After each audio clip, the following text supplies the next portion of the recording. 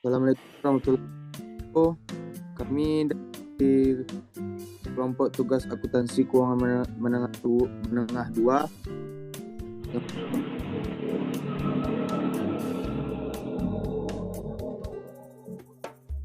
menjelaskan tentang laporan keuangan.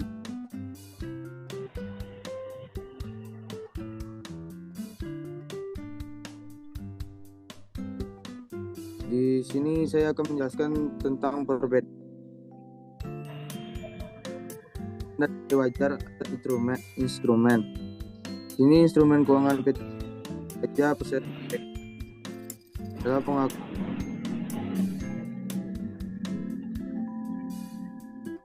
instrumen mengakui aset keuangan atau liabilitas keuangan dalam laporan posisi keuangan konsolid jika dan hanya grup menjadi salah satu pihak pada kontrak instrumen tersebut.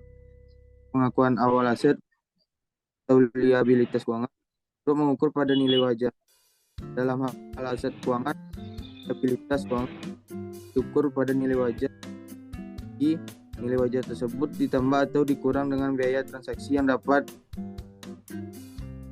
diatribusikan secara langsung dengan perolehan atau penerbitan aset keuangan atau liabilitas keuangan tersebut.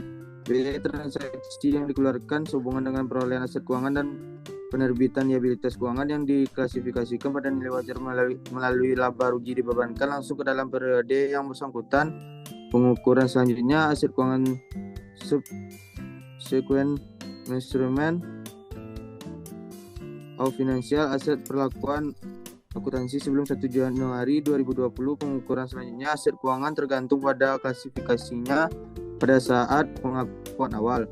Grup mengklasifikasikan aset keuangan dalam salah satu dari 4 kategori berikut. Pertama, aset keuangan yang diukur pada nilai wajar melalui laba rugi VVTPL. Aset keuangan yang diukur pada VVTPL adalah aset keuangan yang dimiliki untuk diperdagangkan atau yang pada saat pengakuan awal telah ditetapkan untuk diukur pada nilai wajar melalui laba rugi. Aset keuangan diklasifikasikan dalam kelompok diperdagangkan jika diperoleh atau dimiliki terutama untuk tujuan dijual atau dibeli kembali dalam waktu dekat atau bagian dari portofolio instrumen keuangan tersebut yang dikelola bersama dan terdapat bukti mengenai pola ambil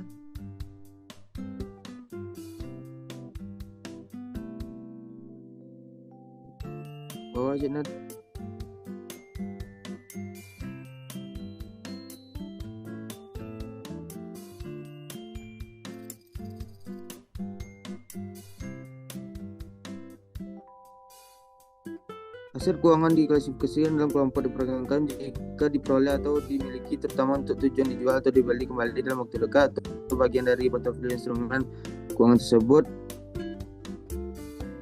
tertentu yang dikelola bersama dan terdapat bukti mengenai pola ambil untung dalam jangka pendek aktual saat ini atau merupakan derivatif kecuali derivatif yang ditetapkan dan efektif sebagai instrumen lindung nilai. Dan ini bentuk dari aset keuangannya yang akan dijelaskan oleh Arik. Baik, saya akan menjelaskan sebenarnya pada tahun 2020 dan 2019 aset keuangannya kas dan setara kas jumlahnya 362.469.101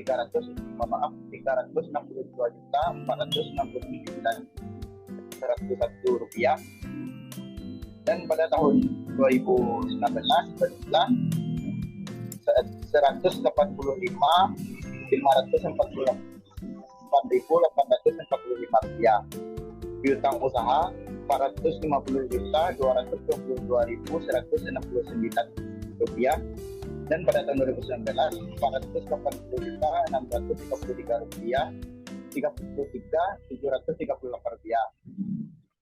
Piutang lain-lain 8.345.194 rupiah, dan pada tahun 2019 3.069.629 rupiah. Persyaratan paham 25.000 dan pada 2019 juga 25.000. Aset keuangan lancar lainnya Rp29.294.041 dan pada tahun 2019 600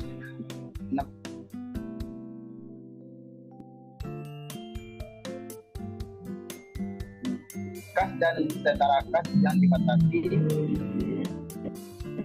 penggunanya jatuh tempo lebih dari 1 tahun.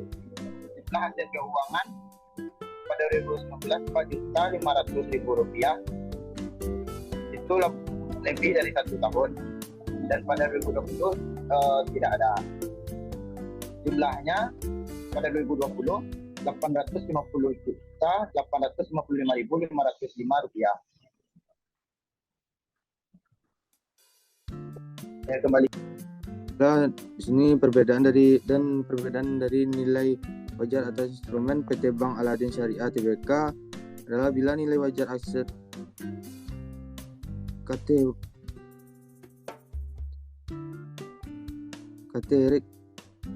nyorek beli dia. Bila nilai wajar aset keuangan dan liabilitas keuangan yang tercatat pada laporan posisi keuangan tidak tersedia di pasar aktif, nilainya ditentukan dengan menggunakan berbagai teknik penilaian termasuk penggunaan model matematika. Masukan untuk model ini berasal dari data pasar yang bisa diamati sepanjang data tersebut tersedia. Bila data pasar yang bisa diamati tersebut tidak tersedia, pertimbangan manajemen diperlukan untuk menentukan nilai wajar. Pertimbangan manajemen tersebut mencakup pertimbangan likuiditas dan masukan model seperti tingkat diskonto, tingkat pelunasan dipercepat, dan asumsi tingkat gagal bayar.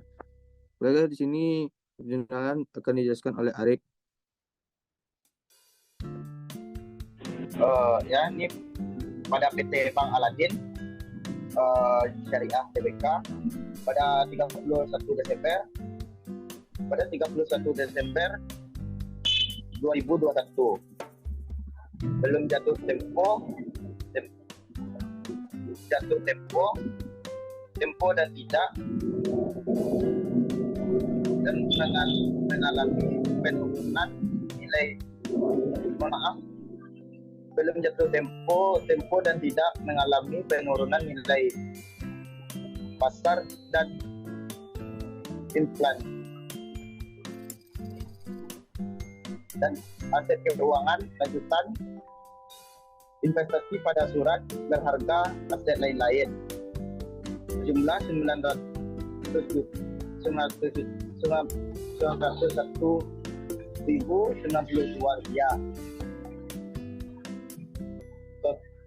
dan aset lainnya Rp4.940, dikurangi cadangan kerugian penurunan nilai Rp2.064.331. Jadi jumlahnya Rp2.061.239. Saya kembalikan. Baiklah, terima kasih Arik.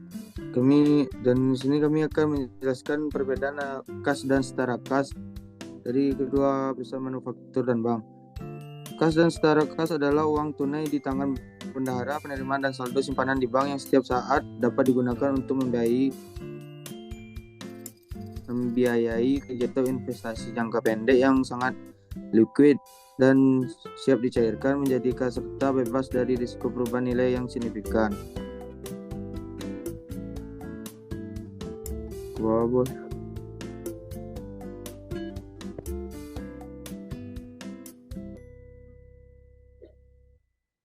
Baiklah, sini penjelasan jurnal akan dijelaskan.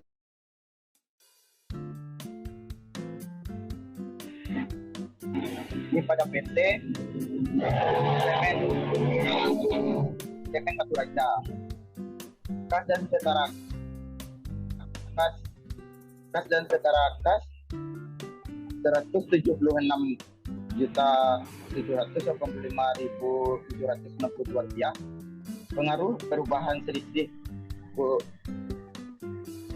terhadap kas dan setara kas. Kas dan setara kas pada awal tahun Rp185.548.845. Dan pada tahun 2019 475 juta 836.490 rupiah. Pada kas dan setara kas pada akhir tahun pada 2 juta rupiah 360 12.585.845 rupiah. Komponen dan kas dan setara kas terdiri dari kas 565.598 rupiah dan pada tahun 2019 224.160 rupiah. Bank 123.873.503 rupiah dan pada tahun 2019 114.124.685 rupiah.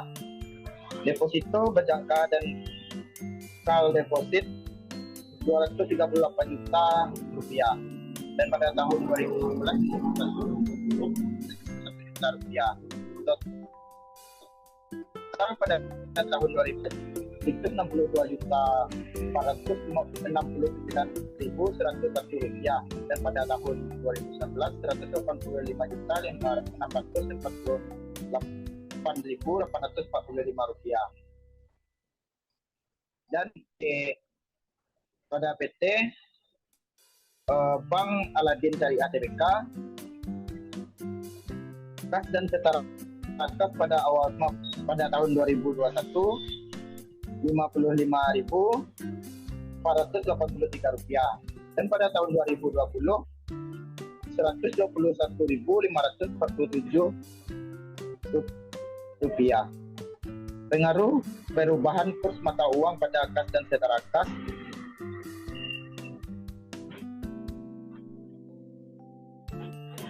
Rp38.214. Kas dan setara kas pada akhir tahun Rp1.158.523 dan pada tahun 2020 Rp55.483. Rincian kas dan setara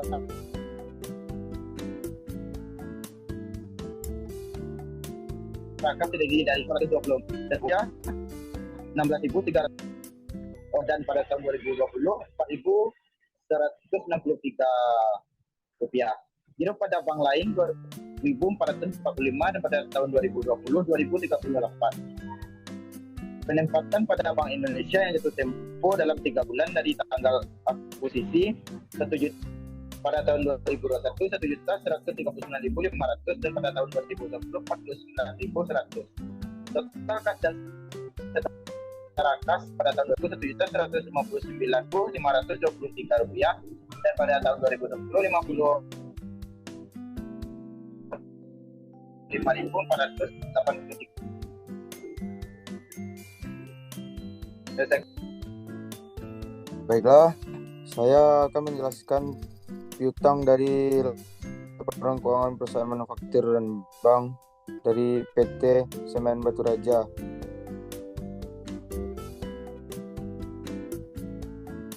Bagi PT Semen Batu Raja, usaha adalah setiap tindakan, perbuatan atau kegiatan apapun dalam bidang perekonomian yang dilakukan oleh setiap pengusaha untuk tujuan memperoleh keuntungan atau laba.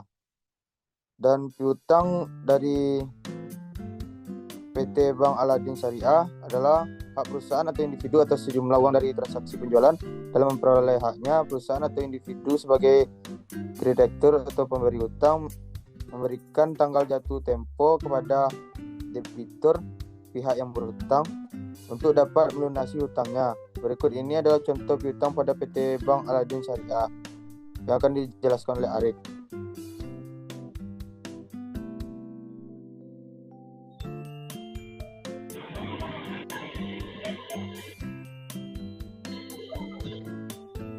Ya, pada PT Bank Aladin Syariah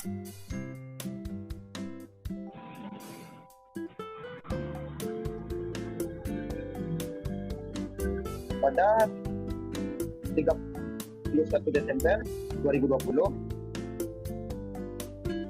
aset keuangan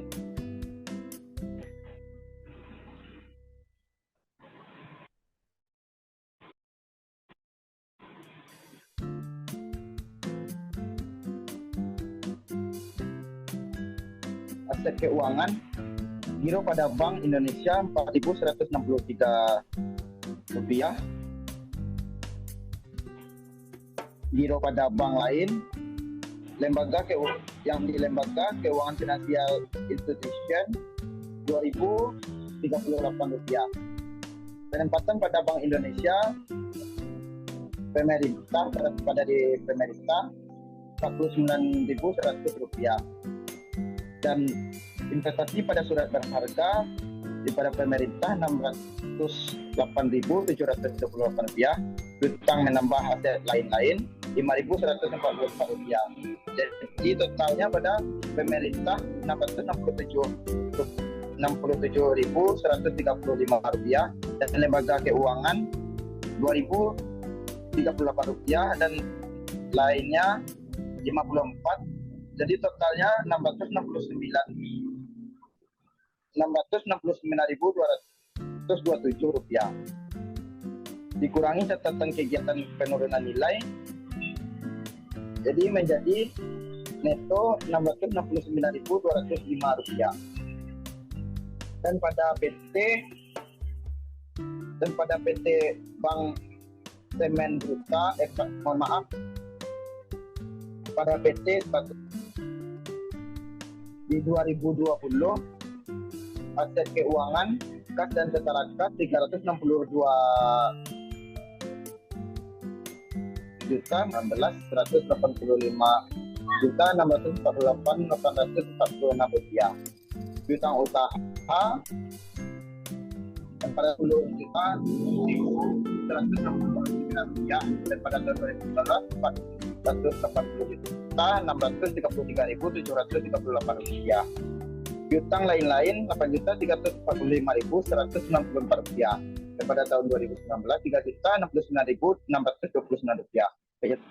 Penyerapan saham 25.000, dan pada tahun 2019 25.000. Aset keuangan lancar lainnya kas dan syarat kas yang dibatasi penggunaannya terhadap tempo lebih dari 1 tahun. 4 juta pada tahun 2019 4.500.000 rupiah.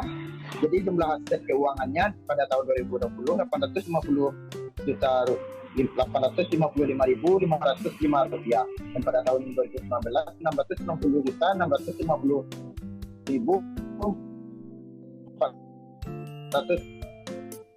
Dan saya lanjutkan keadaannya. Baiklah, kesimpulan dari laporan keuangan perusahaan manufaktur dan bank. Dilihat dari kedua laporan keuangan di atas, ada kesamaan dan perbedaan laporan keuangan perusahaan yang mana dilihat dari keuangan dan piutang. Dalam laporan aset keuangan dari perusahaan manufaktur PT Semen Batu Raja, pengakuan aset keuangan ketika hak kontraktual atau arus kas dari aset keuangan berakhir, atau ketika perseroan mengalihkan hak untuk menerima arus kas kontraktual di dalam sebuah transaksi di mana secara substansial semua risiko dan manfaat kepemilikan aset keuangan tersebut dialihkan. Pengendalian aset keuangan dilepaskan, sedangkan PT Bank Aladin Syariah menjelaskan aset keuangan telah diklasifikasikan menjadi aset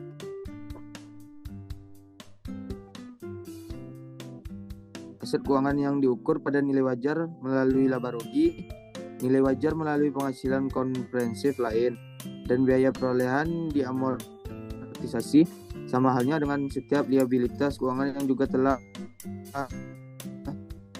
diklasifikasi pada nilai wajar melalui laba rugi dan dilaporkan di posisi keuangan. Kas dan setara kas masih sama, tetapi yang membedakan pada dua perusahaan tersebut adalah penempatan kas di banknya. Pada perusahaan manufaktur kas biasanya disimpan pada bermacam dan banyak bank, sedangkan pada bank disimpan dan dalam bentuk giro pada Bank Indonesia dan beberapa bank lainnya. Piutang pada kedua perusahaan dan penempatan tetapi berbeda dari segi pencatatan, karena pada bank rata-rata piutang yang tersaji adalah piutang bunga dan piutang atas penjualan, sedangkan pada perusahaan manufaktur piutang dicatat sebagai piutang usaha. Baiklah sampai di sini presentasi dari kelompok kami. Apabila ada kata salam, Assalamualaikum warahmatullahi wabarakatuh.